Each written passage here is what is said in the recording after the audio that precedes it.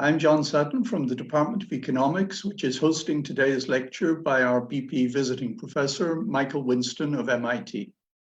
Mike Whinston is one of the most distinguished figures in the field of industrial organization.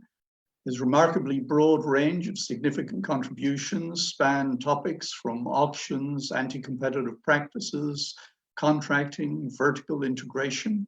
Recently, his work has explored computational models of the effect of mergers and the economics of health insurance. But today he's going to tell us something about a topic that's relevant to all of us, the easing of the lockdown. Mike's going to talk for 45 minutes or so, and then we'll have a Q&A of about 15 minutes. When Mike pauses for questions in the middle of the talk, you can use your Q&A tab to type in a question. The hashtag for the meeting is LSE COVID-19. Mike, the floor is yours. John, it's a pleasure to be here speaking to everybody.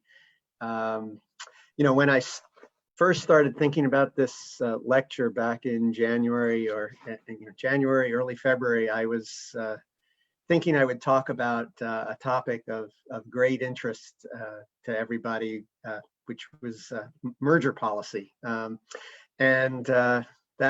has, let's just say, times have changed since then. And so today, as John said, I'll be talking about policy towards COVID. This is actually the second, I should mention, this is the second time that I have been on sabbatical in the UK. Back in 2008 and 2009, I was on sabbatical at Oxford for the year with my family, which is a lovely year. The only thing about it was that within 3 weeks of my getting there, Lehman Brothers collapsed. So I think perhaps the lesson is, if you hear that I'm coming to the UK on sabbatical, you should sell the market short immediately. So anyway, I hope this doesn't stop you guys from inviting me back again. Let me just say that. Today, let me share my screen and we can get going on the talk. This is a paper that's joint with Daron Esamoglu, Viktor Chernzukov, and Ivan Werning, all colleagues of mine at MIT. And when we started this paper, just as a way of background, it was, actually, for me, it kind of started in mid-March, and largely around reading the Ferguson paper, the Imperial College report. And things seemed so grim when I read that on the one hand, we could, keep things open and at least in the US have 2.2 million deaths according to that report, and that was not even counting increases in fatalities from overwhelming the healthcare system. On the other hand, we could be shut down for the 1.5 to 2 years for 2/3 of that time in alternating on-off cycles that Ferguson considered, that the Ferguson report considered. And pretty much managed to start perhaps another Great Depression. And neither one of those seemed like a very attractive prospect. So, I think the four of us started talking about this. And, I think really in large part what we are trying to do, or wanted to try to think about, is whether in a way there was a way to thread the needle, or, to do things that, not only weren't as extreme as those two things, but actually could improve the set of options that societies had. And so that was sort of the genesis of this effort.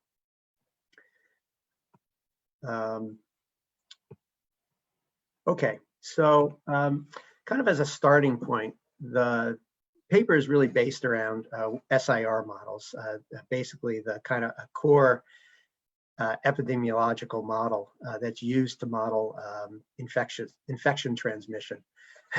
And people, not everybody, but the majority of analyses that have been looking at COVID have been using SIR models. So for those who are not familiar, I actually had never even heard of an SIR model at the start of March. An SIR model, it's called SIR because there are three groups at any time that the S, the I, and the R are referring to. S are susceptibles. Those are people who have not yet been infected and so are presumed to be susceptible to the infection. The second at any moment are the infected, those who currently have are infected with the disease. And R stands for the recovered, those who've had it and have recovered and are typically in these models presumed to be immune. I realize that there is some question about that in the case of COVID or for how long immunity lasts. There's also in the case of many diseases, a fourth group, which isn't mentioned here, which are the deceased. So SI and R refer to the three groups that exist at any moment of the living. And then there are people who unfortunately have passed away from the disease. Now, from the model is really useful in many, many ways, and it's a workhorse for epidemiologists. It lets you look at the timing of infection paths so that you can, for example, predict what the hospital needs are. It lets you look at effects of mitigation on the path of the disease. It lets you talk about issues such as herd immunity, which we'll come to talking about a little bit later. It has a very, very widespread use, as I've mentioned. Now, a question that you may have is, obvious thing for this talk is like, what can economists bring to the table? What can we add?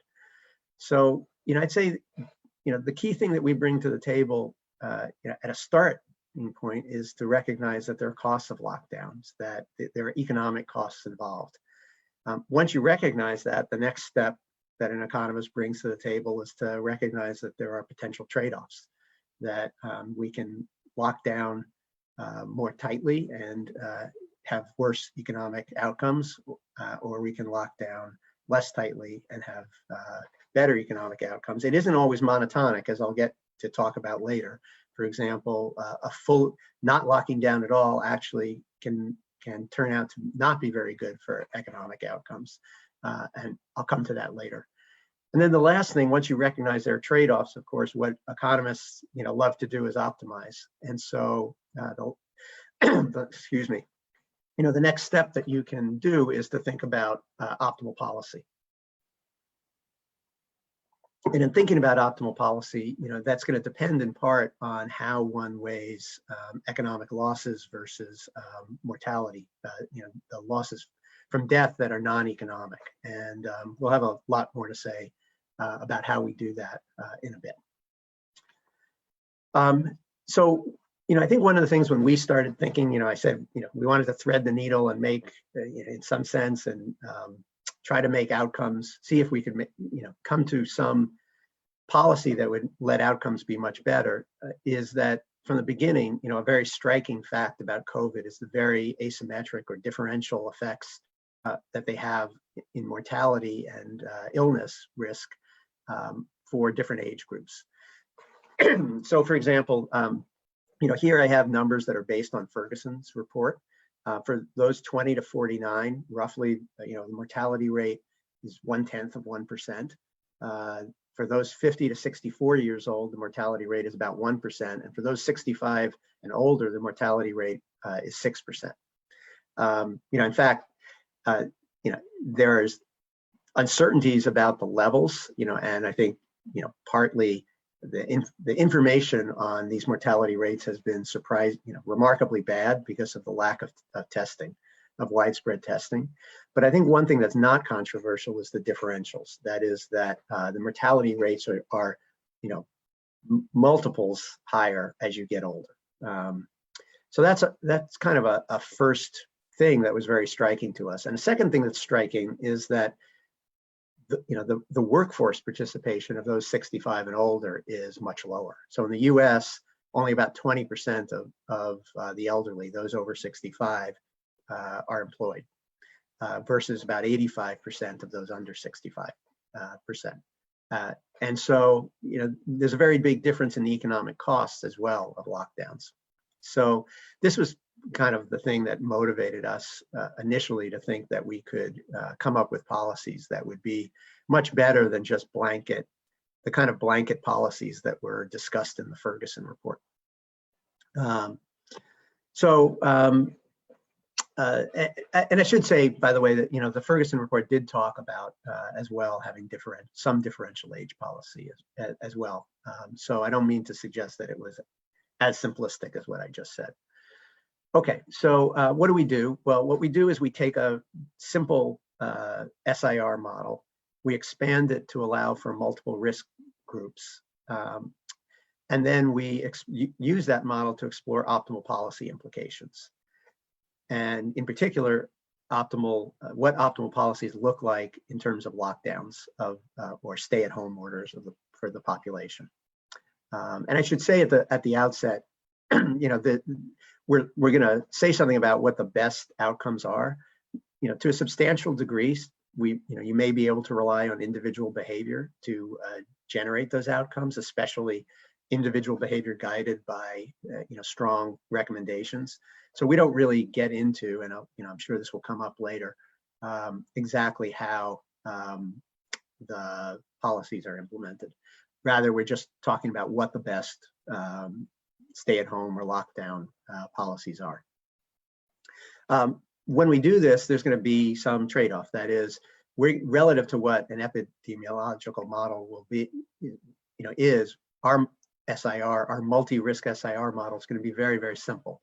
So, I think, many epidemiological models have, a lot of very disaggregated structure about geographic space and transmission and other things. So we're going to strip the model down to a substantial degree in that dimension. But then what we're going to do is we're going to layer on policy and do something that typically isn't done in the epidemiological literature to our knowledge, which is explore optimality. Okay, so I've talked about heterogeneity. In fact, we're going to look at age, but there are many kinds of heterogeneity, and one could start thinking about similar kinds of targeting in other dimensions. You could think about by location. In the U.S. we have New York City, but we also have Vermont and Wyoming, where there's much less density. We have different locations, differing in need. So there's essential workers and there are non-essential workers already being differentiated. But there's also differences in risk for different occupations, both for the workers and for people who frequent those businesses. A really big factor are comorbidities. So those under 65 years old, those who have various conditions such as diabetes or obesity are known to be at much higher risk. A large part of the reason that we didn't look at that is at the time we started this, we didn't really have very good data on what the mortality rates were for those different comorbidities. So what we focused on here is age. Okay, so in sum, what are we going to do? We're going to look at this, multi-risk SIR that we developed, which allows us to study dynamics of infection. The application is going to have three groups: the young, the middle-aged, and the old, which are going to be those three age groups that I showed before. We're focusing just on adults, so it's going to be 20 to 49 years of age, 50 to 64, and then 65 plus. And then we're going to set things up as an optimal control problem to solve for the optimal policies. And we're going to do that in two ways. One, we're going to first do it assuming that we have to have uniform policies, that is, policies, a lockdown that's the same for every group. And then we're going to say, well, what's the benefit if instead we allow ourselves to differentiate by age group? We're going to calibrate to the COVID literature to a substantial degree. Here I have to just say a couple of things. The version of the paper that I think was, that our first version of this paper was, which is what is still, I think, being circulated, and what I'm going to talk about for many of the results today. We calibrated many of the parameters to COVID, but there were a few parameters that instead we took from a paper by Fernando Alvarez and co-authors, by economist paper, that was before us that looked at uniform policies. And before, things are moving quickly, so before us means a few weeks before us. But we felt, when we started, we felt it was very important that we wanted to be able to compare our results to their paper. As things have progressed, it's become very clear that what we do is compare our, have our results be, as good as they can be for COVID, so that people in public health or epidemiology, feel like we're looking at parameters that makes sense. And so what I'm going to show you today, a lot of the results are based on that first paper, but I'm going to show you some results that are close to a version to what we're going to have in the next version. The next version was going to be out today, I thought, is actually, I think, going to be early next week. Okay, with that said, what we're going to do is then, look at how trade-offs are affected by targeted policies. Okay, so here's kind of a picture of, and in terms of that kind of illustrates the way we think about things, and lets me talk a little bit about our findings. So the bottom line here is there are going to be really large gains from targeted policy. And so what do I mean by large gains? So, a common economist thing to do might be to say, let me take a value, a common value of life that people use, and find the optimal policy. And I think we feel like we don't want to pick what the value of life is for people, and when I say value of life, I mean including emotional costs and otherwise. And I say that because policymakers, it's evident that policymakers have extremely different views on this. Public health officials have very, very different views on this. Academics have different views on this, and the public has very different views on how much we should weight economic losses versus deaths. And so rather than do that thing of picking one value, what we're going to do is we're going to trace out a frontier. We're going to show you basically in economics lingo, the Pareto frontier between output loss and deaths. So in this figure, the origin at 0 is the bliss point, no output loss, no deaths. The further to the northeast you get, the worse the outcomes are. So this solid curve here is a curve showing possible choices, possible outcomes, output loss and death outcomes that optimal uniform policies can achieve. So by allowing there to be different possible weightings of death and output loss and optimizing, we can trace this frontier out. And so what you can see is, for the most part, it's downward sloping. You'll see though that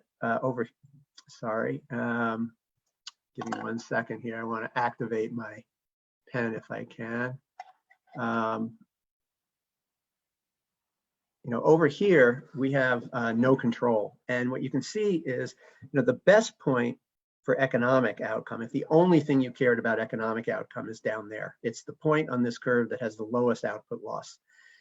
No control is not that point generally.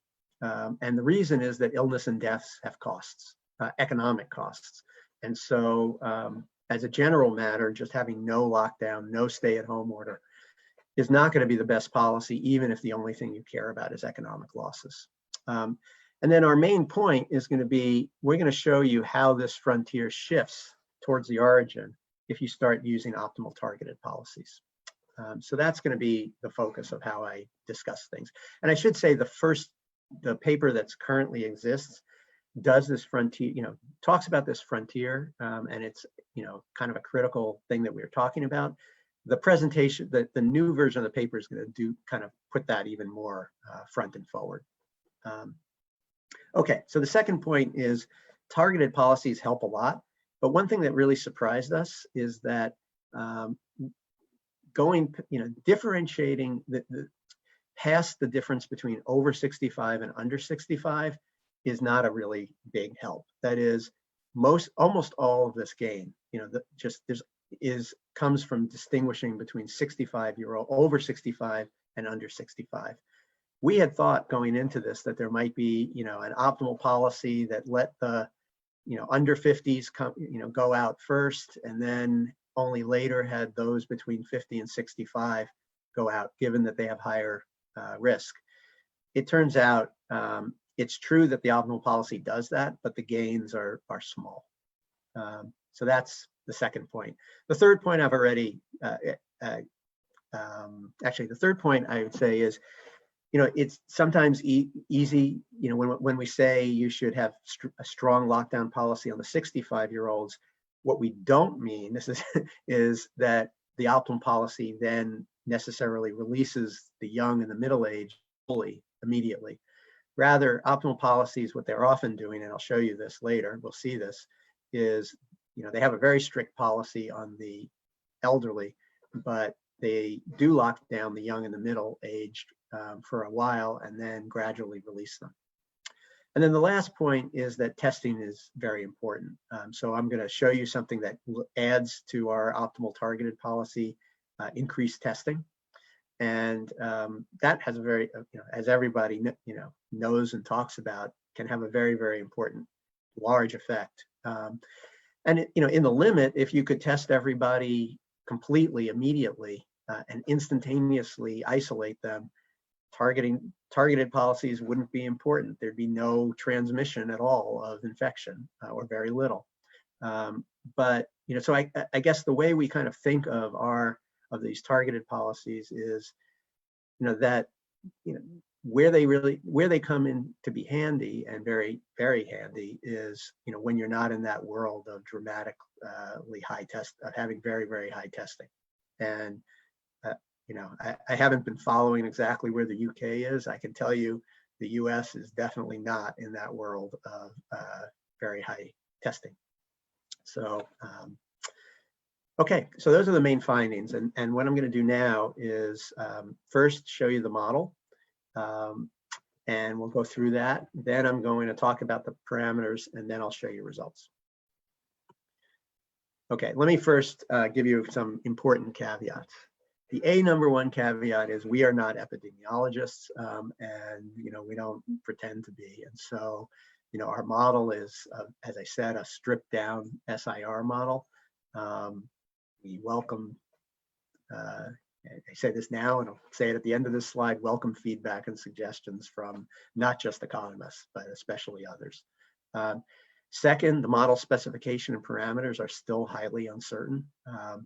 One thing that is true is that precise policies we'll see, can be sensitive to those parameters. And so that's very important to keep in mind. And of course, they're also sensitive, I'll show you, to how much you weight, where you are on that frontier, how much you weight deaths versus economic loss costs. At the same time, we've done a lot of robustness checks, and this qualitative conclusion, which is really what we stress, that targeted lockdowns can be very, very helpful at shifting outcomes towards better, shifting that frontier. That I think is a quite general point. Another point, we may come to this in the discussion, is you read the paper and it's like, oh, we just picked this variable L, lock down the elderly, until the vaccine arrives or close to it. There's a lot of actual policy that requires careful implementation to achieve that. And, perhaps we'll talk about some of that on the ground, but, we certainly aren't the experts as to how to stand such a thing up. I mean, we have spent some time on that. And in fact, we have a piece that came out in Time magazine today that about half the piece is talking about some ideas for that, but it's very, very important. And at the same time, I don't think we're the experts for that. But so in sum, we think there's these targeted policies can be very, very helpful, and we're kind of emphasizing that general point. And we obviously welcome comments and suggestions. Okay, the model. So we're going to start first by looking at this SIR model. Okay, so for those who are not familiar with the SIR model, if you pick up a basic textbook and look at, for an SIR model, the key thing in the SIR model is what generates new infections. And in the textbook SIR model with a single group, where, let's suppose we normalize the population size to be 1. the thing that generates new infections is this expression. Beta, which is a parameter, times the number of the share of the population S that's susceptible at that moment, times the share of the population that's infected at that moment. And if you think about it, it's a matching technology, and it's basically saying susceptibles and infecteds are out in the world and they run into each other, and that generates new infections. So when we do kind of go to the multi-risk model here, I've kind of shown just conceptually what we're doing. So we have, this is an example with 2 groups. We'll actually have 3. So the new infection process. So we have 2 groups. We have susceptibles of group 1 and susceptibles of group 2. The new infection process is represented by these red dashed arrows. So they're dashed arrows because they're contacts. The horizontal arrows are contacts between members who are of a single group who are infected and susceptible, but as well they're intergroup contacts. And so one thing that's important in general for infection transmission is what's the network structure that connects different groups in the population together. Those things generate infections in our model. The way infections play out is when you're infected, a susceptible then becomes infected.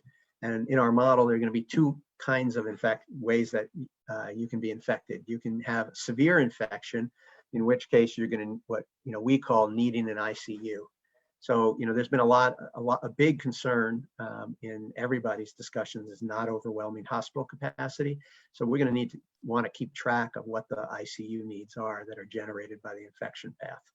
And then if you have a mild version of COVID, you are what we call non-ICU. In the model, ICU cases resolve by either becoming recovered or possibly dying, unfortunately. Non-ICU cases simply become recovered, and it takes some amount of time for that to happen. So that's kind of how the model is going to get structured.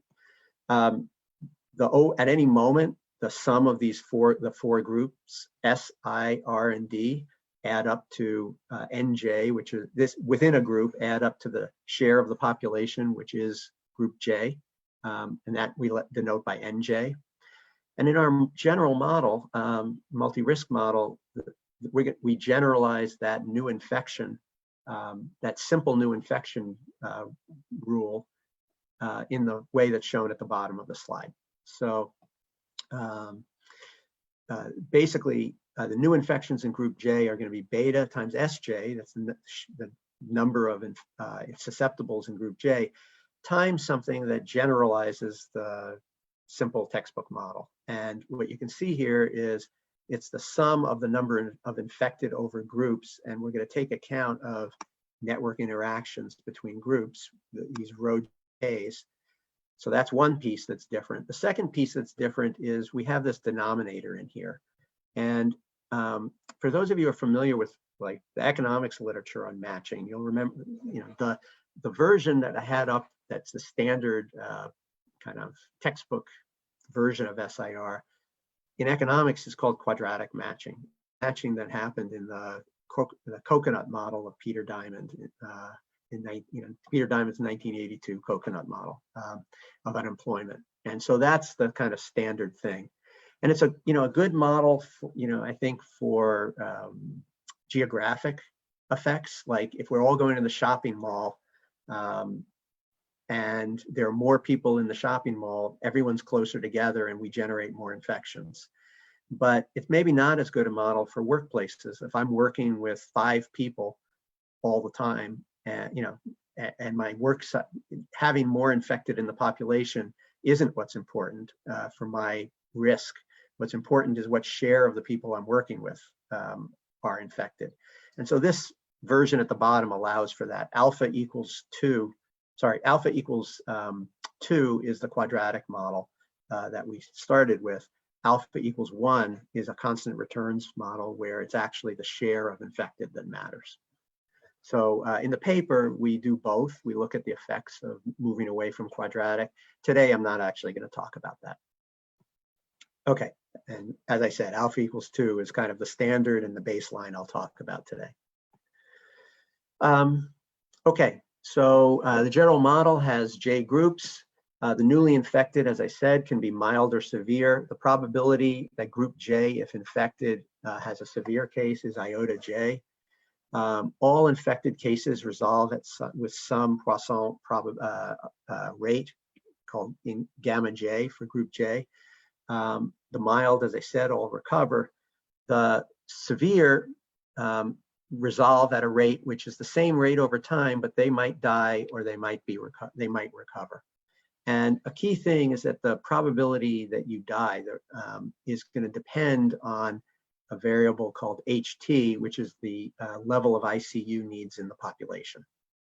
So we're going to iota, basically, if you look at what HT is down here at the very bottom, it's the sum, it's basically the sum over the ICU needs of the different groups at time t. And so we're going to model the death probability as depending on that. That's a difference from what happens with most models when epidemiologists look at this. They tend to say, well, if we don't control how much over capacity are we, we better control. And then they look at various policies, such as on and off policy of Ferguson, that keeps you below ICU capacity. And for us, if we're optimizing, we've got to say what happens if you do go over. And so we're going to specify that.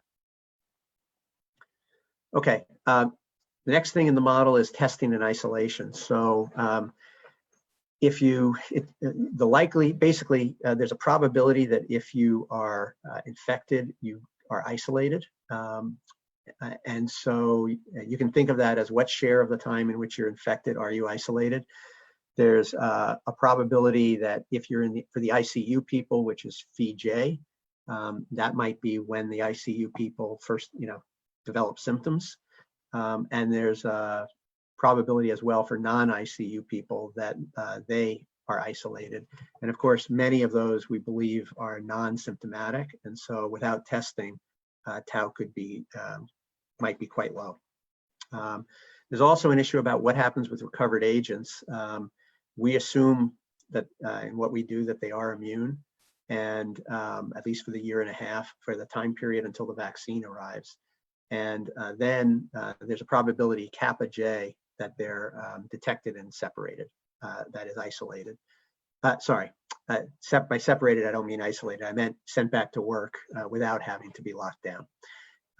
So that depends, that parameter depends on whether you have serology testing or have testing to identify that someone did have the disease to start with.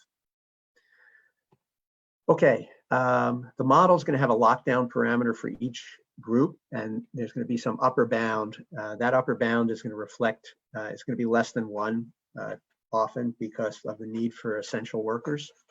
There's going to be, if you're locked down, there's some lost output from group J, which is WJ. And importantly, we're going to assume lockdown's not perfect. People may interact with healthcare workers. They may have to go to the supermarket sometimes, or they may just violate the rules and go see other people. And so there's going to be an effectiveness parameter, theta J. And so the lockdown parameter affects what share of the population works. The share of the population that matters for generating infections is going to be 1 minus theta J times LJ. And then employment just follows is the obvious definition. I won't go through the algebra, but it's basically those who aren't locked down plus those who are recovered and identified. Okay, the vaccine we're going to assume arrives with certainty at some time t. You certainly could incorporate uncertainty into the model for that. The reason we like running the model with a certain arrival time is that it makes it very clear kind of whether you're following a policy that's waiting for the vaccine or whether instead you're following more of a herd immunity policy. Here's an ugly slide that we don't have to talk about. It's just the overall dynamics of infection in the model with everything I've just talked about. And since I've talked about it, and I think we understand conceptually what it is, this slide is only going to serve to confuse and take time. So I won't talk about it. The only thing is this first piece up here, that's generating new infections. And then out, this is a law of motion for infections. And the second piece is the resolution of infections over time as people recover or die.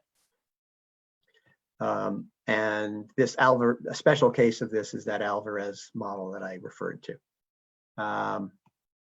And you also have laws of motion, which are kind of following the obvious way for the other variables, S, D, and R for each group.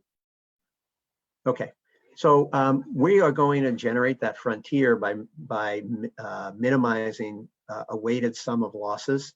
There are going to be economic losses, which are represented, you can think of as represented by this first term, and then there are going to be deaths. So these are the deaths at time t right there. And chi-j is going to be a parameter that includes a non-pecuniary value of life, chi. I'm going to save time, not go into some of the accounting that's in this formula, but it includes a parameter chi. And what we do is we basically, by changing chi, we trace out that frontier as we do different values of chi. And since we only do positive values of chi, we actually don't trace that part out. So that's how it works. And this model, I should say, has an aggregation property that you can read about in the paper. And one interesting thing here is once you have this model and you're looking at optimal policies, you can also think about what the value is of moving the vaccine earlier or of changing when the vaccine arrives, which I think is a useful aspect of the model. Okay. Let me pause here to ask a question, just see if there are clarifying questions. I don't want to go on if people are confused about the model. You can use your question and answer tab to pose a question, and John will pose it to me if there are such questions. So let me just pause there for a moment and see where we are.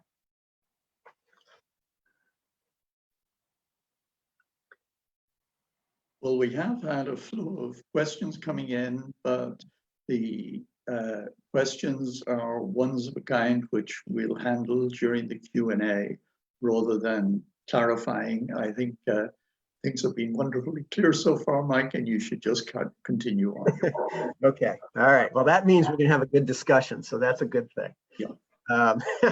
Okay, parameter calibration. Okay, so as I mentioned, the version of the paper that now exists calibrated a lot of things to COVID, but not everything. Some things I think it took from this previous paper that we're now adjusting. So fatality rates, a key thing, of course, those numbers that I showed you, we did two things. One, we looked at Ferguson, and those numbers I showed you are basically very, very close to Ferguson's numbers. He didn't have exactly our age groups, but you could think of them as Ferguson numbers. We also looked at data in South Korea, which has a pretty high level of testing. The South Korea numbers are almost identical to Ferguson for those under 65. A noticeable fact is that they are like double Ferguson for those over 65. And so we do some robustness exercises around that. The Diamond Princess cruise ship actually is lower than Ferguson for those over 65. And so we thought for baseline, we would go with Ferguson. Our contagion rate, that value, that parameter beta, we take as 0.2. It's one of the parameters we took following this Alvarez paper. It implies a value of what's called R0, the basic transmission rate, which is 3.6. And what that means is when there's like one person in the population who's infected and everybody else is susceptible, that infected person infects 3.6 people on average. That's high as it's turning out. And so, and it was higher than the Ferguson number. So basically what we're doing now is using the Ferguson number, and I'll talk about that in a bit. The shares of the population we take from the US Census. We use BLS, Bureau of Labor Statistics numbers for the US to come up with the wage rates for the different groups weighted by participation in the workforce. The base model in the paper, the version of the paper that exists, kind of did a simple case actually by, not by assuming that none of the old worked. This now has been changed, and I'll show you a version that takes account of exactly how much the elderly work. The maximal lockdowns are going to be 0.7 for the young and the middle age, and 1 for the elderly. In this base model that we, in the first version of the paper, we took the isolation probability to be 0. The new version bumps that up to 10%, which is the probability that you are isolated if you're sick. And that's just, the 10% will reflect just the fact that some people are too sick to work and socialize. The case is assumed to resolve on average in 18 days, and our baseline effectiveness parameters 3/4. So we don't assume that if lockdowns are perfectly effective. The mortality rates are, as I said, the ones that are up there in the corner. Okay, hospital capacity effects. So this is an important thing. Everybody's very focused on this. This is a parameter that initially we took from Alvarez, which implied that if infection rates in the population were 30%, mortality would be multiplied by 5 times. That's too high, as it's became clear to us. We have to say something about that, and the truth of the matter is there's very little evidence on this, because there's only been a couple of cases like Lombardy where hospitals were overwhelmed.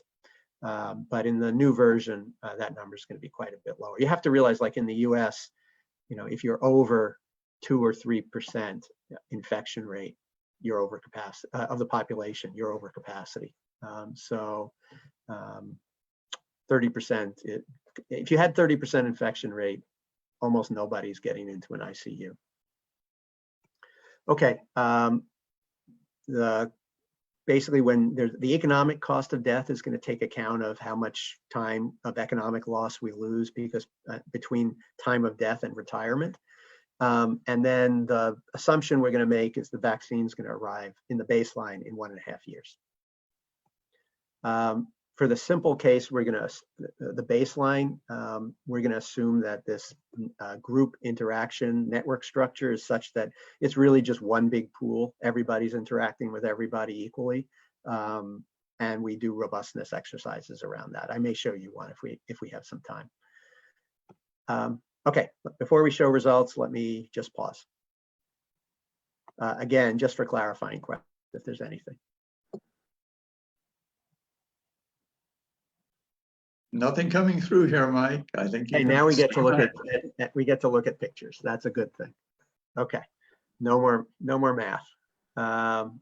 Okay, so here's our baseline, and what I'm showing you here is the frontiers that we were talking about in stylized, and I showed you a stylized picture of before. So the red dash curve, is the frontier of what you can achieve with optimal uniform policies that lock, when they lock down a group, they lock down all groups the same.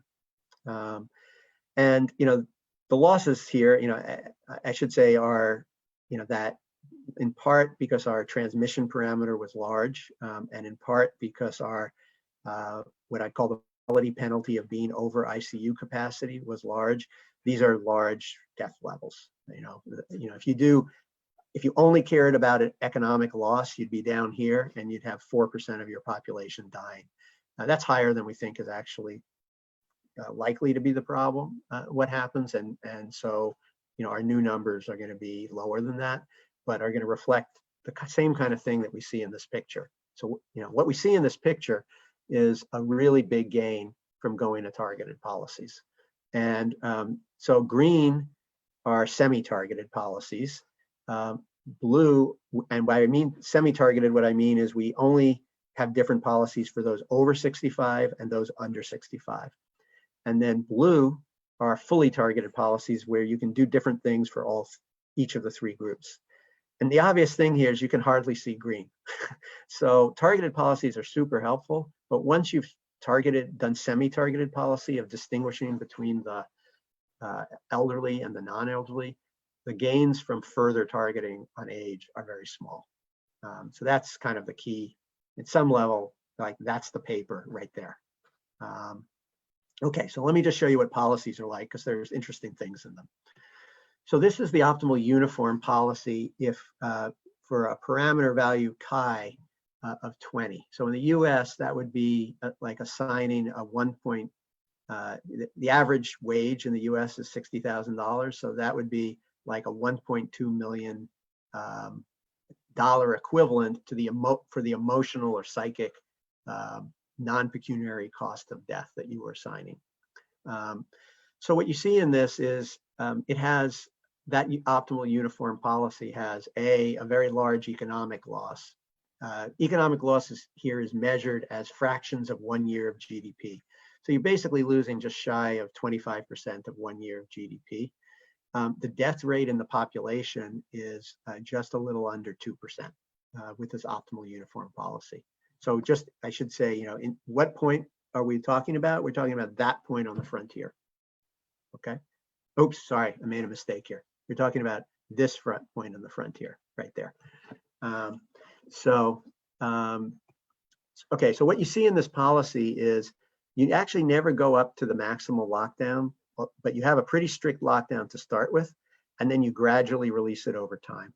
And it's only fully released at, a little over these are days on the horizontal axis, a little over 400 days. A vaccine arrives at 456 days. And this is the infection rate that's associated with it over time on the right panel. One thing to notice here, which you hear about quote unquote herd immunity. Sometimes it's a little hard to say, like, what is herd immunity? And the way to think about herd immunity is when you fully release the population, do infections start going back up or not? And what you can see in this picture is they don't. So this policy is what you would call a herd immunity policy. We slowly release people over time. We do that to basically, A, to not immediately have everybody in shopping malls, and B, to not overwhelm the healthcare system at any time. So we release gradually, but over time, we eventually reach a point where we have herd immunity. And the reason is that the susceptible population has shrunk enough that infection transmission, an infected person doesn't infect that many more new people. Okay, and as I said before, very high losses, 1.8% death of adults and 25% loss of a year's GDP. Here's the optimal semi-targeted policy. So what you see here is this is the policy for the elderly. You fully lock them down, in fact, until the vaccine arrives. And what you can see here is once you do that, the optimal policy for the non-elderly is much less severe in terms of the lockdown. It ends after a little over 200 days. The result of this is you've basically lowered the death rate here by almost half. And you've lowered the fatalities as well by around half. So by going to this targeted policy, you've cut the cost down. And this is, again, is for chi equals 20. You've cut the cost down by half. Now, it doesn't mean that you have to take, the gains that way. You could take all the gains in, going to half is moving this way. What I just showed you, you could have taken the gains, same economic loss, and have instead, save it all in mortality, in lowered mortality. And then the reductions in mortality would have been even bigger. Okay, and you can see here that this is kind of what I'd call a conditional herd immunity policy, in that given that the elderly are locked down, once you release the young, infections don't go back up for the young. One thing to also note is the elderly are getting infected here, despite the fact that they're fully locked down, and that's because the lockdown is not fully effective. And but we pushed down substantially what their infection rate is. And if you think about what's really going on here, like what's driving this policy, once you lock down the elderly, that starts off, of course, immediately reducing fatalities. But then the second thing is, once you've protected the elderly, releasing the young is much less costly in terms of illness, because you're protecting the elderly, and the young are not going to affect, the amount to which the young infect the elderly is going to be greatly reduced. Okay, this is fully targeted, where we now distinguish between those under 50 and those between 50 and 64. And what you can see here is we do distinguish between them. The upper lockdown is for the middle-aged. This lockdown down here is for the young.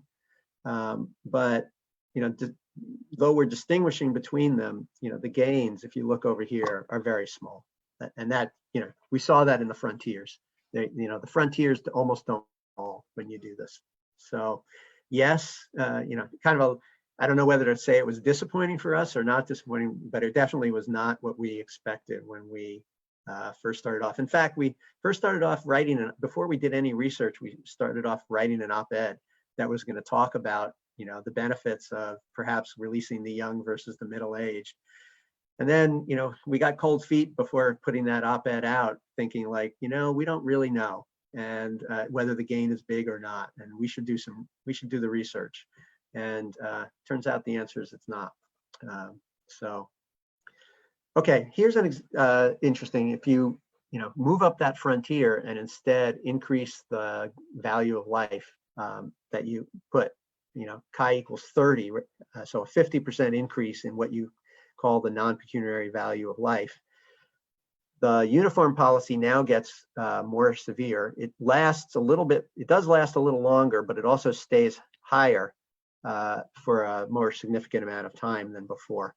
And then what you can see here is this is not a herd immunity policy. This is a waiting for the vaccine policy, because what you do is you only release people right near the end, right before the vaccine shows up. And you do that because, yeah, you're going to have some infection rate, but you'll get people back to work and there won't be that many infections. But infections start to climb as soon as you do that. It's just they don't climb very much because the vaccine arrives.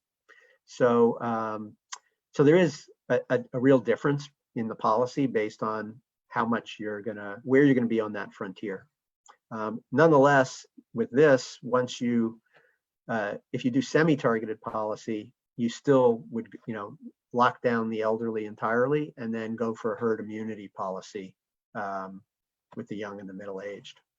That changes, I should say, if you keep raising chi high enough and you put mortality concerns high enough, you're going to start waiting for the vaccine for the young and the middle-aged to a substantial degree as well.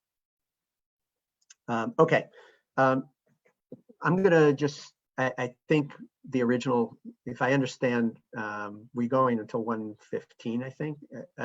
Sorry, we're now in 15 minutes. And so I'm going to just show you things for another 4 or 5 minutes.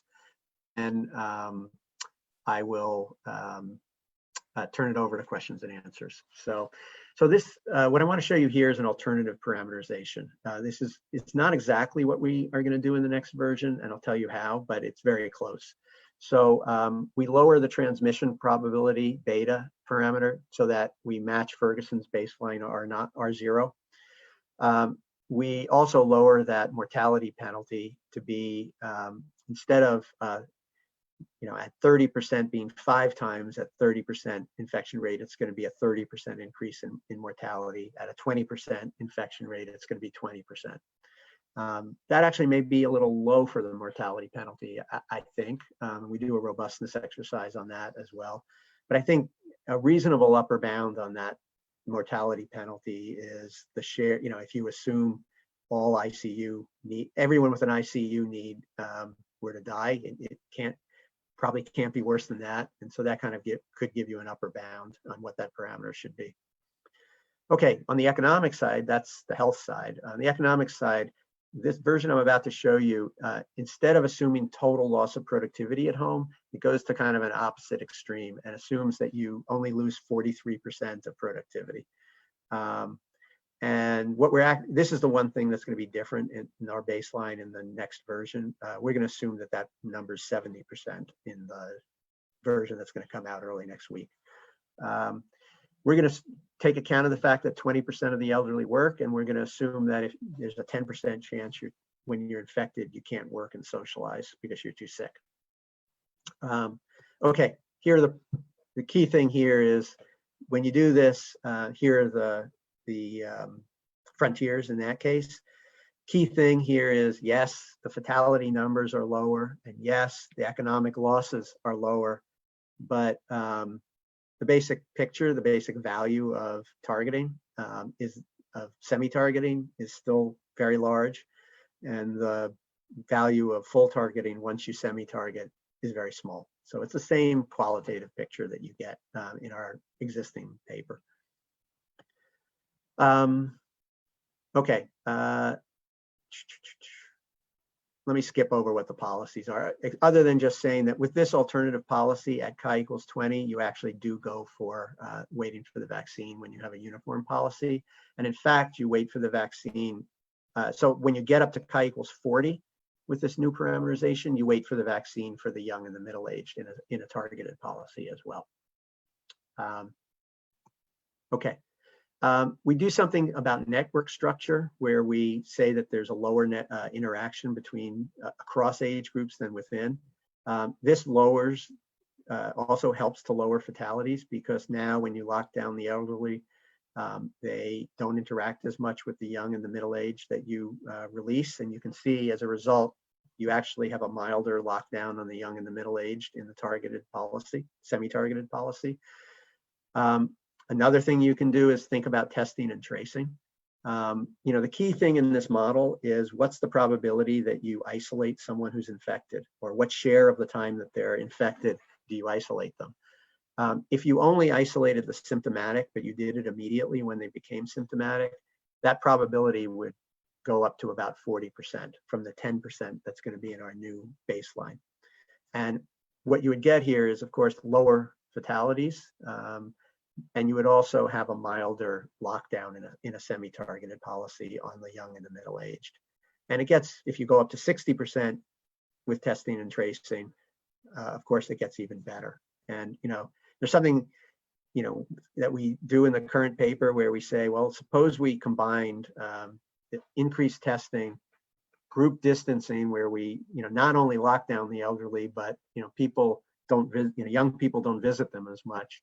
You get to this, which, we like to, among the four of us, call the silver bullet, which is you actually you lock down the elderly, and, you encourage them to, I'm using the verb lock down, but of course it could just be a guidance that they follow.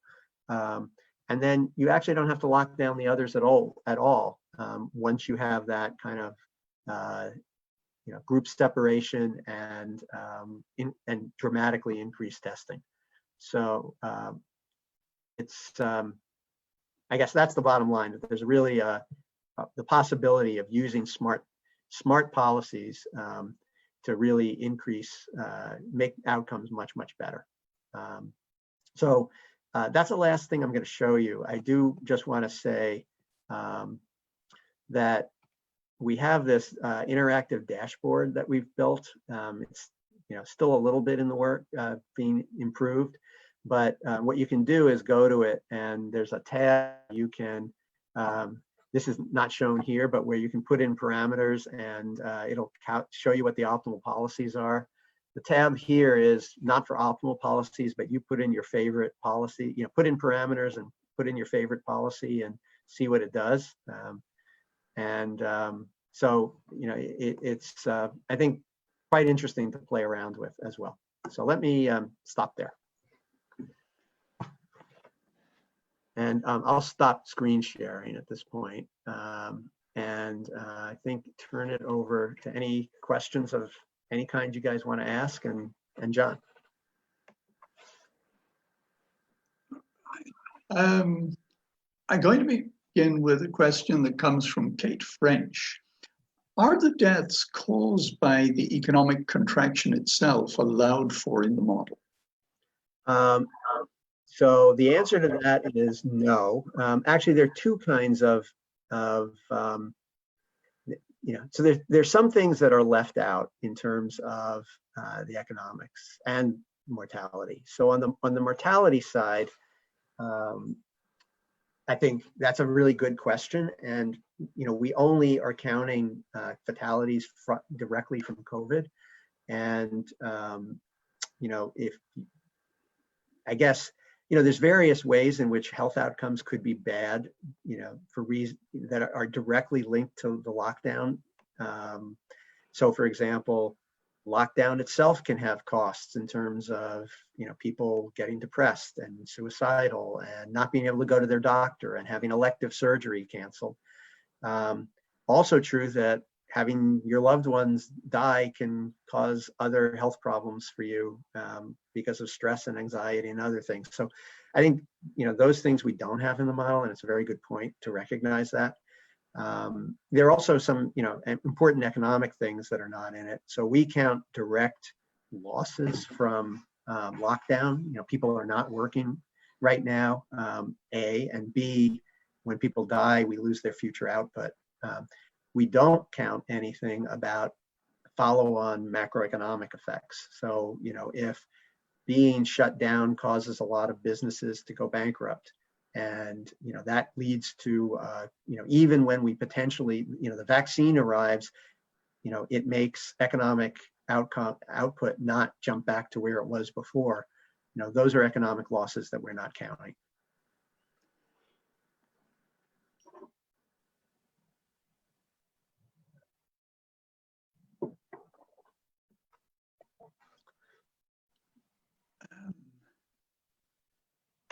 Okay.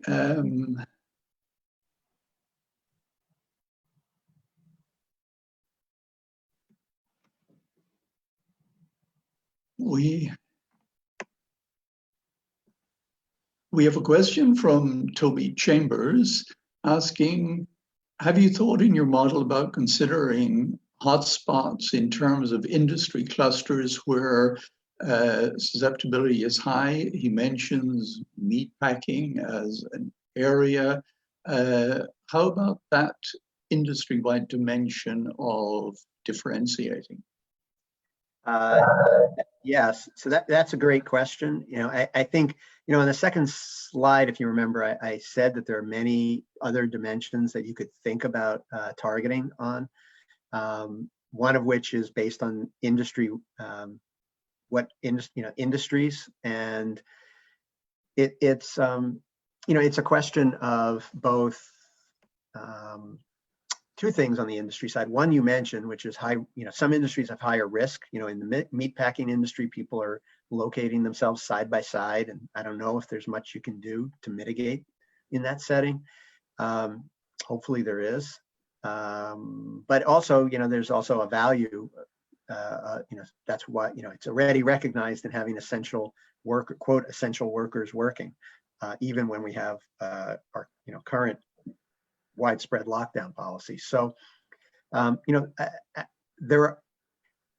think all of those things are things that could usefully be looked at. I think, we wanted to try to go after something where we thought the gains would likely be big and where the model wouldn't get so complicated that it would obscure for us kind of what was going on. But I think all of these things are potential things to look at. And I should say that one of the really great things is, there's been a tremendous amount of work by economists starting to try to look at issues in COVID, and some of them have been looking at industry issues. I should mention another thing on the industry side is, where you are in the supply chain matters. So like an industry could be really important for a bunch of other industries.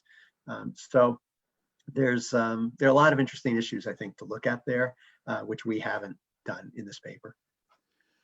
There's a question from Billy Davis who says, your silver bullet of lockdowning older people, does the modeling take into account the costs from negative social impact of isolating this older group, the impact of negative mental health impacts and so on? Right. So I think two things about that. I think the first point is kind of goes back to the first question. We are looking at mortality costs and not mental health costs. I think you can interpret that W, which was the cost of locking down in lost output. It doesn't have to just be interpreted as economic loss. It can include other kinds of psychic losses.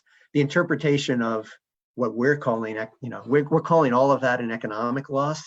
And so if you bump that number up to represent psychic costs, I think, you'd want to distinguish those, the two different kinds of costs coming from lockdown, from the current lockdown.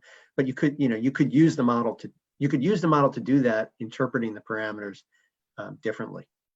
That said, I think really, coming back to something I said early on, a really, really important thing here is, how do you actually implement something like this? And a very important part of that is actually supporting if you do something like this, is supporting the elderly in isolation. So that in the U.S., there are roughly 52 million elderly over 65. In the U.S., roughly 86% of them live by themselves or with elderly partners. And only, you hear about nursing homes a lot, really only 1.5 million of them live in nursing homes. So you need to have different policies for those different things. For the nursing home population, a really important thing is making sure the staff isn't infected. For the elderly living at home, you need to try to have some way to support them in isolation. And that is both doing things that help them maintain isolation, physical isolation, whether it be having a core of people who, that we like to think of, call the elderly care core, and talk about in this Time magazine piece, of people to help with shopping and other tasks, but also to help, whether it's technology or other things, to help with the emotional isolation and that they would have. And so, it's super important, I think, to try to, if you're going to think about doing a policy like this, to have things that you do that are trying to deal with those things. Okay, we're running very close to time, but there are two questions here. One from Edna Mugwagwa and one from Priyanka Krishnamurti that focus on very similar things. They both ask that you think about therapeutics for COVID-19 being available, and what did you determine or estimate as the time until the vaccine arrives? I think both of these questions are concerned to ask about how we should build in the present climate of uncertainty, assumptions about the likely arrival of a vaccine and what effect that will have on things. Right. Results of the model. Great question. As I said, in the baseline, we assume that it arrives with certainty in 1.5 years. We took that to be, in the range of what people talked about as feasible. We do robustness exercises where we change that to 1 year and change it to 2 years. When you change it to 1 year, you tend to follow waiting for the vaccine policies more. At a certain point, you do that. The uncertainty part of that, I think, is a super interesting question. Which we don't get into at all, but I think would be great for someone to look at. Maybe us, maybe others. Which is, if you imagine that there's uncertainty and we're going to learn over time when the vaccine's going to arrive, what policies should you follow in the meantime? And we haven't done anything on that. I think, you could imagine that, suppose that in 1 year we're going to learn about whether the vaccine is arriving in 1.5 years or 2 years, or maybe even less than 1.5 years. How would that change the policies we should follow now? And I think, as I say, we haven't done anything on that, and I think that's an interesting question. Another interesting thing which we haven't talked about, but is again on the time dimension, is what should you do? Everything we've done has just assumed some level of testing, but what policy should you follow if testing is being ramped up over time? That's another question. And you could also imagine if you have uncertainty about how much it's going to be able to be ramped up over time. So I guess the bottom line is there are a lot of interesting questions that I think, people, either some of you guys or us, could look at, and that are not just interesting, but important, like really important for knowing what the right policies are. Here in this paper, really what we were trying to do is point to one, make 2 points really. One is, if you think about things, smart policies, you can do a lot better than just simple, like very simple policies. And it's almost like, heating your home with a smart thermostat and heating zones, rather than having one heating zone for your house and a thermostat that's from 1950. And you just can really improve. You can be comfortable with that fancy, nice thermostat at much lower cost. And smart policies are kind of like that.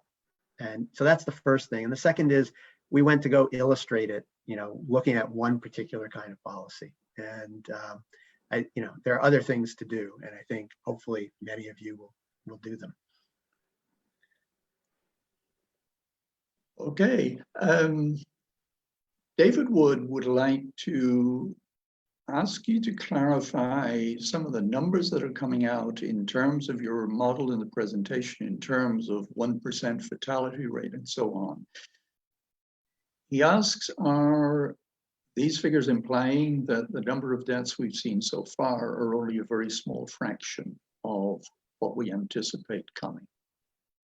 So I'd say 2 things. One, remember what I said about the baselines that I showed you being at high values of ours. The initial paper had a high value of R0 and a high, I think too high, mortality penalty. Those numbers do come down quite a lot in the next version. The same point comes through, in terms of the conclusion about targeting, but the numbers are much lower and much more in line with what other people project. That said, the answer to your question depends on what policies we follow. Like if you look at those frontiers, look at the alternative parameterization I showed you and look at that frontier, there's a pretty sizable range of mortality numbers and economic costs that even if you follow optimal policies, depend on where society decides to land on that frontier and how much we're going to weight economic losses versus mortality, the non-pecuniary emotional costs of fatalities. And we don't, we're not the ones who should choose that. But it's a very big question for every society, every country, where they're going to, and where on, every country should try to get onto the best frontier they can, but there's still a big issue of where on that frontier a society decides to be.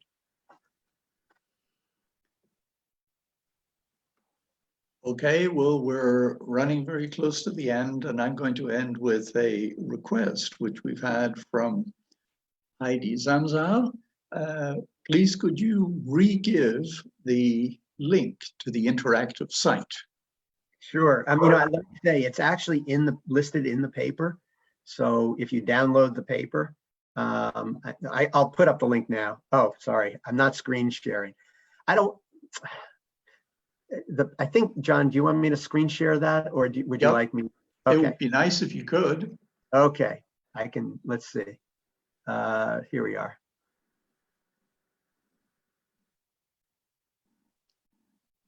Oops, give me one sec. There we are. So right. There it is. And if you have the paper, it's also in the paper. Okay, so I'm sorry that we don't have time to go through all the other questions we've got. It remains to me to thank everyone for participating and to thank you, Mike, for a wonderful talk on this very crucial topic. Good afternoon and goodbye.